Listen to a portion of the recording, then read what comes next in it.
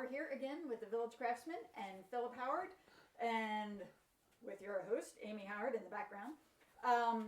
And we are talking about little parts of Ocracoke that some people might not know about. And even if you don't know about it, even if you do know about it, it's still kind of fun to hear different aspects or different perspectives. So, what are you going to talk about today? We're going to talk about tourism on Ocracoke. Last week, you had mentioned that hearing about the Ponder Hotel, which was a big Victorian hotel that was here on Ocracoke between 1885 and 1900, reminded you that tourism didn't start on Ocracoke in the 70s or 80s, that it had a longer tradition.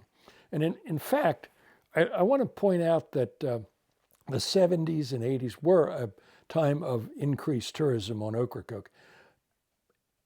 In many ways, because of a 1969 issue in National Geographic magazine that was all about the Outer Banks and had a large double-page spread aerial photograph, color photograph of Ocracoke. And that had a big impact on tourism on the Outer Banks. And of course, the establishment of the Cape Hatteras National Seashore in 1958 and the establishment of ferry service across Hatteras Inlet in 1950. They had a huge impact. But I want to point out a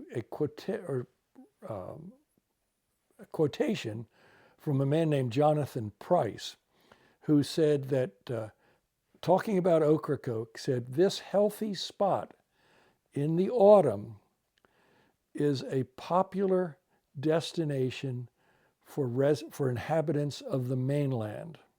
This healthy spot in the autumn is how did he say it? Is the resort of many of the inhabitants of the mainland." And the interesting thing about that quotation is that Jonathan Price wrote that in 1795.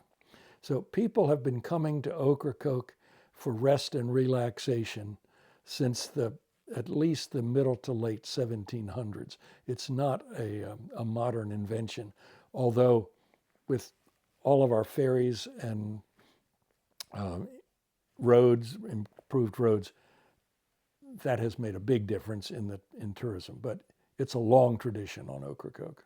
So we probably get more visitors to the island now than we did then, simply because it's easier to get here. Absolutely. And as a result, we have more restaurants. There were a few boarding houses or just homes that people would take in. Yeah, there were people take in boarders for a few days or a week. And then sometime in the 1800s, some of the first summer cottages were built on Ocracoke.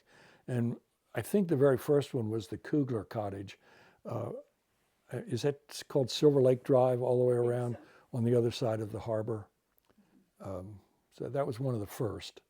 But today I couldn't tell you how many summer cottages or even how many visitors come to Ocracoke. But so it's been a popular spot for years, even though we don't think about it that way. And it wasn't just for tourists for rest and relaxation, for just sunbathers and the normal type of beachgoer that we have. It was also, and you might talk about this later, for hunting and fishing. Well, hunting and fishing became really a significant part of Ocracoke's visitors in the late 1800s and early 1900s. And we can have another fun fact about that, maybe give a little information about that. So keep tuned. Keep tuned. All right. Have a good evening, afternoon, or whatever it is.